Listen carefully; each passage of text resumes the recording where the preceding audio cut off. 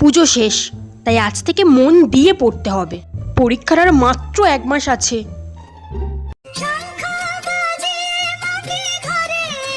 ও, পরশু তো লক্ষ্মী পুজো, তাহলে একেবারে লক্ষ্মী পুজোর পরেই পড়তে বসবো। এখনো তো 1 মাস আছে পরীক্ষায়, অনেক দেরি। দুর্গা পুজো শেষ, লক্ষ্মী পুজো শেষ, তাই আজ থেকে মন দিয়ে শুধু পড়বো। ও, আর 1 সপ্তাহ বাদ তো কালী পুজো। আমাকে তো বাজি কিনতে হবে, তারপর আমাদের গোটা ঘরটা টুনি বাল্ব দিয়ে সাজাতেও তো হবে। তাহলে একেবারে কালী পুজোর পরেই পড়তে বসবো।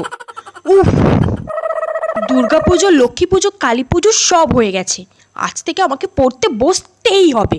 পরীক্ষার আর মাত্র 10 দিন বাকি। আজ থেকে আমাকে পড়তে বসতেই হবে। ও, পরশু তো ভাইফোঁটা। আমার তো গিফট কেনা হয়নি এখন একটাও।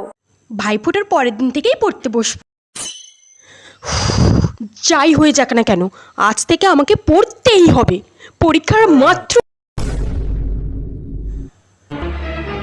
আজ ক তারিখ? আজ তো 27 তারিখ। আজ থেকেই তো পরীক্ষা।